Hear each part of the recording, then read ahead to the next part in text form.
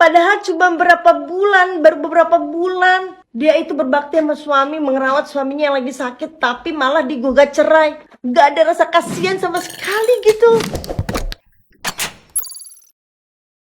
Hola netizen yang berbakti. Aldila Jelita secara mengejutkan berencana menggugat cerai sang suami Indra Bekti. Rencana itu disampaikan oleh Milano Lubis, kuasa hukum dari Aldila Jelita beberapa hari yang lalu. Sontak kabar itu membuat heboh netizen yang terhormat mengingat Indra Bekti masih dalam masa pemulihan pasca operasi di bagian kepala akibat pecah pembuluh darah. Apalagi hubungan Indra Bekti dan Aldila Jelita sebagai pasangan suami istri juga terlihat cukup harmonis. Hal itu diketahui dari postingan mereka di Instagram. Meski belakangan ini Aldila Jelita menghapus postingan foto kebersamaannya dengan Indra Bekti. Milano Lubis menyebutkan alasan kliennya Aldila Jelita melayangkan gugatan cerai karena masalah lama yang berulang. Disinggung soal itu, Indra Bekti kebingungan sebab ia merasa permasalahan rumah tangganya dengan Aldila Jelita cukup baik-baik saja. Indra seperti ingin memperbaiki kondisi rumah tangganya dan kembali rujuk dengan Aldila Jelita. Apalagi mereka sudah dikaruniai 2 anak yang dalam masa pertumbuhan. Nah, gimana nih kalau menurut netizen yang tercinta?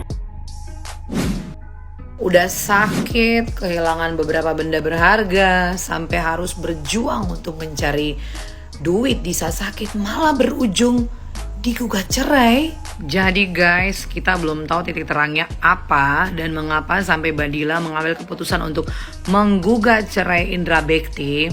Cuman kita doakan yang terbaik ya. Cuman ini disclaimer ya, disclaimer pendapat pribadi aku bahwa hai buat para wanita di luar sana, buat para perempuan di luar sana, seandainya kamu mendapatkan case yang serupa dengan yang dialami oleh Indra Bekti dan Dila, tolong pertahankan itu. Apalagi di saat orang yang kamu sayangi, orang-orang tersayang kamu itu mengalami keadaan terpuruk, baik dalam kesakitan ataupun ujian dalam ekonomi dan lain sebagainya, jangan tinggalkan. Karena ingat, pada saat awal kalian berdua bersama-sama ingin menjajaki hubungan rumah tangga ini, kalian sepakat untuk bersama apapun rintangan, apapun itu ujian, apapun itu cobaan. Allah itu menghadirkan itu agar dirimu bersama dengan dirinya yang telah menjadi kita sama-sama kuat, sama-sama bergandengan tangan. Bukan mudah untuk melalui perjalanan rumah tangga bersama-sama. Ujian setiap orang itu masing-masing dan ujian setiap orang itu beda-beda. Tetapi kuatkan hati, gandengan tangan, angkat kepala dan yakinkan diri bahwa kita mampu. Aku dan kamu mampu. Gak mudah loh guys untuk menjadi seorang single fighter atau single mom.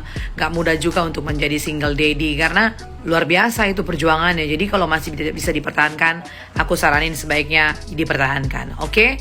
Kita doakan aja yang terbaik buat Mbak Dila dan Indra Bekti ya. Sangat naif sekali di saat Indra Bekti membutuhkan istrinya bersama dia, menemani dia, mendoakan dia untuk bangkit dari sakitnya yang kritis, yang divonis mengalami pendarahan, meskipun saat ini sudah lebih baik daripada kondisi yang sebelumnya. Tapi ketika mendengar kabar bahwa Aldila Jelita, istrinya Indra Bekti, mengajukan gugatan perceraian terhadap dirinya, betapa hancurnya hati Indra Bekti. Belum lagi dia menahan rasa sakitnya, bangkit untuk sembuh, tapi di saat-saat dia betul-betul membutuhkan support dari istri belahan jiwa jantung hati, malah digugat di saat-saat dia mau bangkit. Saya nggak ngerti lagi betapa hancurnya perasaan hatinya Mas Indra Bekti, kacau balonya pikirannya. Jadi saya berpikir bahwa benar-benar tulus cinta kasih enggak sih Aldila Jelita ini kepada Indra Bekti. Kemarin baru 1 hari masuk rumah sakit, divonis mengalami pendarahan otak, langsung open donasi, meminta bantuan kepada masyarakat. Padahal Indra Bekti ini adalah artis senior, ya kita tahu sama tahulah asetnya, tabungannya, lalu kemudian asuransi kesehatannya, kok tiba-tiba langsung Aldila Jelita, istrinya Indra Bekti, open donasi. Dan kemudian saat-saat Indra Bekti recovery, mungkin belum ada penghasilan karena sekarang masih dalam keadaan untuk sembuh, digugat. Harusnya mbaknya pakai hati. Nggak tega saya melihatnya, nggak tega, bener-bener saya nggak tega. Mungkin kalau saya di posisi Mas Indra Bekti, saya nggak tahu apakah saya kuat untuk menjalani kehidupan ini. Di saat saya harus bangkit untuk sembuh, saya dihancurkan oleh orang yang saya cintai. Saya hanya bisa mendoakan semoga Mas Indra Bekti kuat, dan saya doakan ya Allah, Mas Indra Bekti cepat sembuh, angkat penyakit Mas Indra Bekti ya Allah, dan semoga Mas Indra Bekti diberikan perlindungan dan kekuatan Allah Subhanahu wa taala. Tetap semangat ya Mas. Orang baik insya Allah mendapatkan orang baik. Padahal cuma baru beberapa bulan dia itu berbakti sama suami, mengerawat suaminya yang lagi sakit, tapi malah digugat cerai. Gak ada rasa kasihan sama sekali gitu. Padahal saat ini Kak Indra itu lagi membutuhin seorang istri buat ngerawat dia. Namanya orang stroke kan, tahulah orang stroke kayak gimana, memang harus ekstra dijaga, diperhatikan. Tapi malah ditinggal. Kok tega gitu loh. Aduh. Mungkin kalau 1 tahun 2 tahun dia menyerah, oke lah. Ini baru beberapa bulan. Apa nggak kasihan gitu ya? Padahal Kak Indra itu dari dulu terus bekerja keras, tetap eksis, tetap syuting, tetap ada di TV. Terus sekarang pas lagi down, lagi butuh-butuhnya dukungan seorang istri, malah mau ditinggal, digugat cerai. Di mana hati nuraninya? Aku nggak habis pikir bener-bener. Aku kepikiran loh. Pas lagi suami tuh lagi butuh dia, bukan malah ditinggal. Semoga Kak Indra dikasih mujizat sama Allah, dikasih kesembuhan total, bisa syuting, bisa cari uang lagi, biar istrinya itu menyesal telah meninggalkan dia. Kayaknya istrinya sih nggak terbiasa hidup susah. Hai guys, sudah jatuh ketimpa tangga, itulah yang dialami oleh Indra Bekti ketika digugat cerai oleh istrinya beberapa hari yang lalu.